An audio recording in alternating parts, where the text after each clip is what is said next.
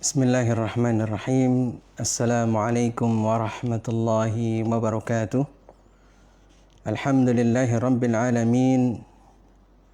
Wa bihi nasta'inu ala umuri dunya waddin. Wassalatu wassalamu ala ashrafil anbiya'i wal mursalin. Nabiina Muhammadin wa ala alihi wa ashabihi ajma'in. Wa man tabi'ahum bi ihsanin ila yaumiddin. Amma ba'd. Alhamdulillah, kita panjatkan puji dan syukur kita kepada Allah Subhanahu wa taala atas nikmat dan karunia Allah Subhanahu wa taala.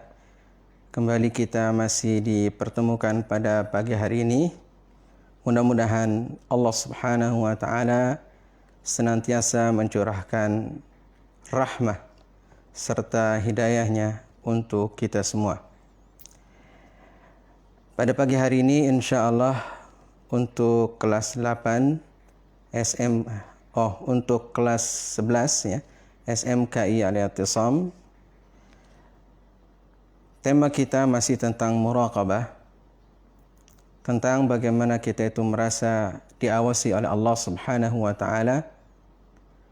Dan pagi hari ini berkaitan dengan keutamaan dari muraqabatullah.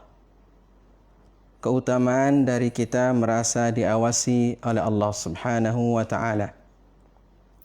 Dan pada pagi hari ini insyaallah akan ana bacakan satu hadis Rasul sallallahu alaihi wasallam yang diriwayatkan oleh Al-Imam Al-Bukhari, Imam Muslim dan juga imam-imam yang lain.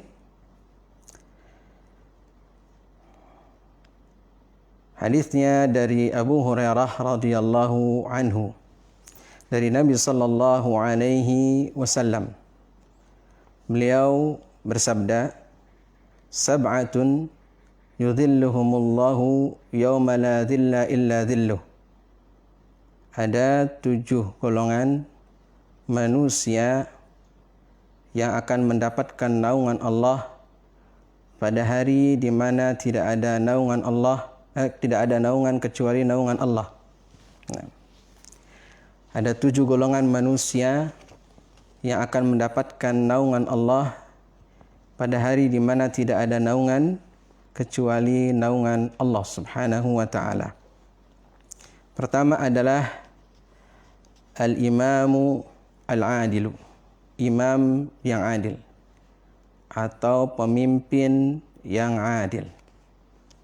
Pemimpin dalam segala halnya, baik pemimpin dalam wilayah yang kecil ataupun pemimpin dalam wilayah yang besar. Ya, dari tingkat yang rendah sama dengan tingkat yang tinggi. Ya. Semua yang disebut dengan pemimpin.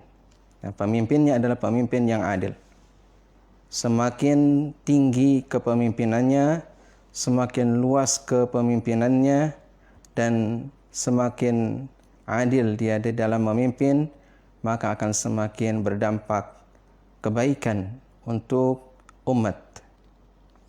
Minimal kita adalah memimpin untuk diri kita sendiri. Kullukum ra'in wa kullukum mas'ulun an ra'iyatih. Kita pemimpin bagi diri kita sendiri. Bagaimana tentang keadilan? Ya, keadilan untuk diri kita dan juga keadilan untuk orang lain. Secara global mungkin keadilan atau secara gampang keadilan itu adalah wad'u syai' fi mawdi'ihi, meletakkan sesuatu pada tempatnya. Nah, itu disebut dengan al-adil. Mungkin tema keadilan ini adalah sangat luas ya. Tergantung daripada wilayah yang dijadikan sebagai satu amanah yang dipikul oleh seorang pemimpin. Kemudian yang kedua adalah wasyabun nasha'a fi ibadati rabbih, Yang kedua adalah pemuda yang tumbuh dalam beribadah kepada Rabb-Nya. Pemuda yang tumbuh di dalam beribadah kepada Allah Subhanahu wa taala. Kita tahu bahwa pemuda itu adalah masa di mana dia full powernya, ya. Dan mungkin banyak gejolaknya. Akan tetapi dia mampu mengarahkan seluruhnya itu untuk beribadah kepada Allah Subhanahu wa taala. Dan mudah-mudahan kita semua, ya, termasuk anak-anak sekalian, ya, antum termasuk di sini, yaitu para pemuda yang selalu giat di dalam beribadah kepada Allah Subhanahu wa taala. Karena itu adalah tugas kita hidup di muka bumi ini. Dari mulai bangun tidur sampai dengan tidur kembali. Terlebih kalau misalnya ketika kita di pesantren, ya, maka bisa dikatakan tidak ada satu detik pun kecuali di dalamnya adalah ibadah kepada Allah Subhanahu wa taala. Kemudian yang ketiga adalah rajulun, ya, qalbuhu mu'allakun bil masajid. Ya. Laki-laki yang hatinya itu selalu terpaut dengan masjid. Jadi dia cinta dengan masjid. Mungkin kita berasa kemarin atau sekarang juga mungkin ada di sebagian tempat, ketika masjid-masjid itu kosong karena diharuskan untuk beribadah di rumah misalnya, maka kita begitu sedih untuk meninggalkan masjid itu, dan kita ingin segera untuk berada di dalam masjid, beribadah di dalam masjid. Nah, setiap kita yang merasa rindu dengan masjid atau hati kita selalu terpaut dengan masjid, insya Allah akan mendapatkan naungan Allah Subhanahu wa taala. Karena ciri daripada orang yang beriman adalah dia memakmurkan masjid-masjid Allah Subhanahu wa taala. Kemudian yang keempat, ya, warajulani tahabba fillahi ijtama'a alaihi wa tafarraqa alaihi. Dua orang yang mereka itu saling mencintai karena Allah Subhanahu wa taala. Berada bertemu, berkumpul, ya, karena Allah Subhanahu wa taala, berpisah juga karena Allah Subhanahu wa taala. Jadi cinta dan bencinya itu karena Allah Subhanahu wa taala. Ya, kita dengan teman kita, kita dengan tetangga kita, kita dengan semua, ya, yang di dalamnya ada ukhuwah, ya, ada mahabbah, ada kecintaan sesama manusia dari hamba-hamba Allah Subhanahu wa taala yang beriman. Kita saling mencintai karena Allah, bertemu karena Allah, berpisah pun karena Allah Subhanahu wa taala. Karena cinta karena Allah, benci karena Allah adalah awthaqu ural iman. Tali iman yang paling kuat, yaitu al-hubbu fillah wal bughdu fillah. Kemudian yang kelima, warajulun talabathum ra'atun, ya, dhatu mansibin wa jamalin faqala inni akhafullah. Yang kelima adalah seorang laki-laki yang diajak oleh seorang perempuan yang mempunyai kedudukan dan nasab, ya, kedudukan, nasab, juga kecantikan. Akan tetapi dia mengatakan inni akhafullah. Ini sesungguhnya aku takut kepada Allah Subhanahu wa taala. Ya. Ini pun adalah tidak mudah. Terlebih adalah pemuda yang masih bergejolak, ya. Akan tetapi bagi seseorang yang Allah Subhanahu wa taala berikan taufik kepadanya, maka insya Allah dia akan mampu untuk menghindari fitnah yang terbesar tersebut. Ya. Fitnah laki-laki, ya, tidak ada yang lebih berat daripada fitnah perempuan. Ya, laki-laki mesti sangat-sangat susah, ya, ketika difitnah oleh perempuan atau diuji oleh perempuan. Contohnya adalah Nabiullah Yusuf alaihi salam. Ya. Ketika Nabiullah Yusuf alaihi salam, ya, diajak oleh Zulaikha yang cantik, punya kedudukan, terhormat, ningrat, ya. Tidak ada yang melihat mereka, kemudian diajak untuk melakukan sesuatu yang fahisyah, sesuatu yang tidak sepatutnya, akan tapi Nabiullah Yusuf alaihissalam berusaha untuk menghindar. Nah, ini contoh daripada laki-laki yang diajak oleh seorang perempuan yang mempunyai kedudukan, mempunyai kecantikan, ya, kemudian tidak ada yang melihat, akan tapi dia mengatakan, inni akhafullah, sesungguhnya aku adalah takut kepada Allah subhanahu wa ta'ala.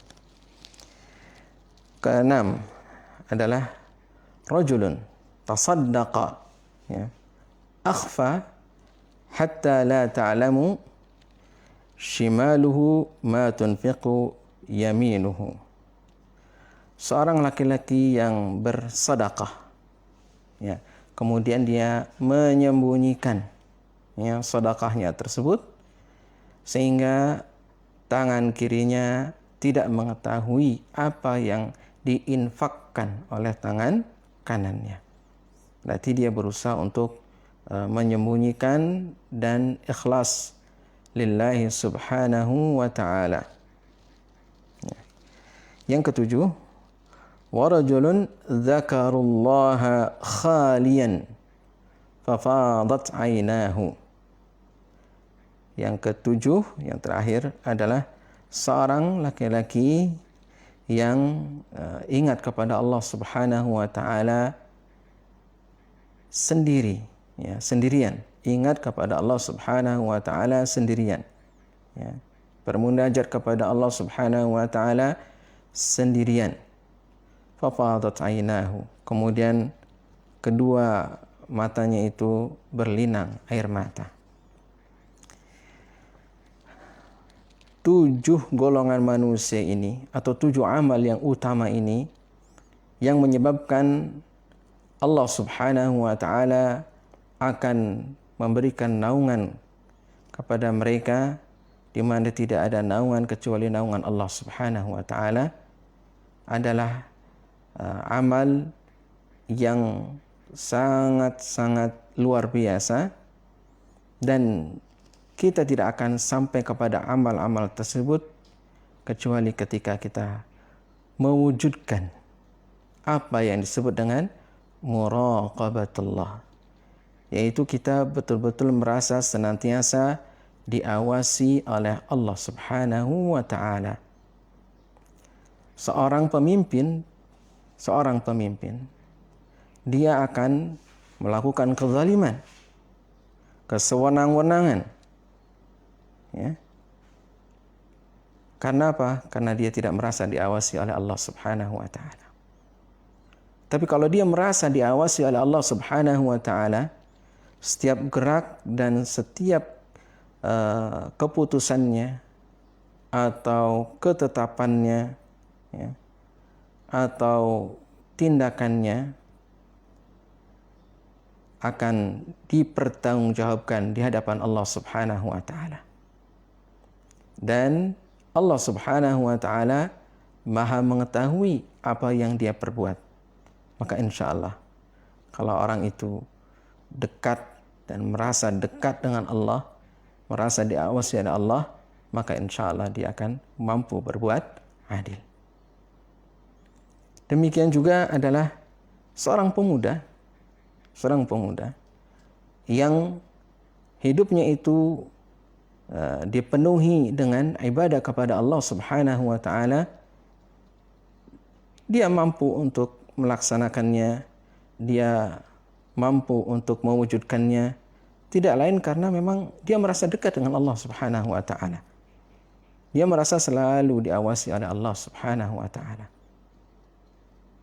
Kalau pemuda itu jauh dari Allah Subhanahu wa taala, merasa tidak diawasi oleh Allah Subhanahu wa taala, maka dia akan memperturutkan hawa nafsunya. Dia akan melakukan apapun yang dia inginkan. Berikutnya adalah seorang laki-laki yang hatinya itu terpaut dengan masjid. Hatinya selalu ingin berada di dalam masjid. Berarti dia adalah ingat untuk beribadah kepada Allah Subhanahu wa taala. Nah, ini pun adalah karena muraqabatullah. Dia merasa selalu berada dekat dengan Allah dan ingin semakin dekat dengan Allah Subhanahu wa taala. Selalu diawasi oleh Allah, bahwa tidak ada satu lintasan pemikiran dan satu kehendak di dalam hati kecuali Allah Subhanahu wa taala Maha mengetahui apa yang ada di dalam hatinya. Kemudian yang keempat, dua orang laki-laki atau siapapun, ini disebut laki-laki maka masuk di dalamnya adalah perempuan. Siapa saja intinya, yang dia itu adalah cinta dan benci karena Allah Subhanahu wa taala. Itu terjadi juga karena muraqabatullah. Merasa dekat dengan Allah, diawasi oleh Allah Subhanahu wa taala. Berikutnya adalah lebih terasa ini muraqabatullah, yaitu ketika seorang laki-laki digoda oleh perempuan. Lalu tempat itu sepi. Perempuan itu cantik. Perempuan itu punya kedudukan, punya nasab, ningrat, atau orang yang berpengaruh. Kemudian dia menggodanya. Nah, ini ujian yang luar biasa bagi seorang laki-laki. Apakah dia mampu melewati ujian itu, lulus ataukah tidak? Kalau dia merasa Allah Subhanahu wa taala memperhatikan dirinya, mengetahui apa yang dia perbuat walaupun tidak ada manusia yang memperhatikan, tidak ada CCTV, tidak ada apapun, tapi Allah Subhanahu wa taala Maha melihat, maka dia tidak akan mampu untuk berbuat yang dibenci oleh Allah Subhanahu wa taala. Perbuatan fahisyah atau perbuatan zina atau yang lainnya. Ini karena apa? Muraqabatullah. Merasa diawasi oleh Allah Subhanahu wa taala sehingga dia mengatakan inni akhafullah. Sesungguhnya aku takut kepada Allah Subhanahu wa taala. Kemudian yang keenam, yaitu seseorang yang bersedekah dan dia ingin sedekahnya itu ikhlas lillahi subhanahu wa ta'ala. Dia hanya berharap cinta dan ridha dari Allah Subhanahu wa ta'ala, sehingga dia sembunyikan sedekahnya itu, dia sembunyikan, tidak ada yang mengetahui. Bahkan tangan kirinya tidak mengetahui apa yang disedekahkan, apa yang diinfakkan oleh tangan kanannya. Nah, dia mampu melakukan seperti itu karena apa? Merasa diawasi oleh Allah Subhanahu wa taala. Kalau dia tidak merasa diawasi oleh Allah Subhanahu wa taala, maka dia ingin sedekahnya atau infaknya diumumkan di khalayak ramai, kemudian disanjung, kemudian dibesarkan namanya bahwa si fulan adalah orang yang sangat dermawan, orang yang bersedekah, berinfak sekian. Kemudian dia bangga dengan infak dan sedekahnya tersebut. Nah, yang demikian karena apa? Karena dia merasa itu adalah apa yang dimiliki oleh dia. Padahal semua itu adalah anugerah dari Allah Subhanahu wa taala. Bagi orang yang hanya berharap kepada Allah Subhanahu wa taala adalah dia tidak akan melakukan hal-hal yang bisa menggugurkan amal, ya, perbuatan, amal soleh, ibadah yang dia lakukan. Dan dia malu kalau dia itu berbuat sesuatu kemudian bangga dengan perbuatannya, padahal semua itu adalah dari Allah Subhanahu wa taala. Dia malu kepada Allah Subhanahu wa taala, menganggap dirinya besar, menganggap dirinya hebat, padahal itu semua adalah pemberian Allah. Kalau Allah Subhanahu wa taala tidak menganugerahkan harta, rizki yang melimpah pada dirinya, dia tidak akan mampu untuk bersedekah, tidak akan mampu untuk berinfak, ya, sekecil apapun kalau Allah tidak menghendaki, ya. Akan tetapi ketika Allah Subhanahu wa taala memberikan karunia kepada dirinya, maka baru dia bisa beramal. Jadi pada hakikatnya kita itu tidak mempunyai apapun, ya. Dan kita sedekahkan sesuatu yang memang anugerah dari Allah, kemudian lillahi subhanahu wa ta'ala, ya. Intinya bahwa seseorang tidak akan mampu ikhlas kecuali kalau dia senantiasa merasa dekat dan diawasi oleh Allah Subhanahu wa ta'ala. Kemudian yang ketujuh, ini juga adalah jelas, ya. Seseorang yang berzikir kepada Allah, seseorang yang mengingat Allah Subhanahu wa ta'ala dalam kesendirian, sendiri, ya. Tidak ada orang lain, ya. Misalnya adalah orang lain pada malam hari tertidur, atau orang lain seperti apa, ya. Kemudian dia menyendiri, khalwat, ya, khalwat dengan Allah Subhanahu wa ta'ala, kemudian bermunajat kepada Allah Subhanahu wa ta'ala, memohon ampunan Allah Subhanahu wa ta'ala, ya, atas segala dosa dan juga kesalahannya, lalu dia menangis karena Allah Subhanahu wa ta'ala. Nah, ini orang yang memang merasa, ya, dekat dan diawasi oleh Allah Subhanahu wa ta'ala. Kalau dia tidak merasa diawasi oleh Allah Subhanahu wa ta'ala, maka mungkin dia tidak akan melakukan semua itu. Untuk apa, ya, dia melakukannya?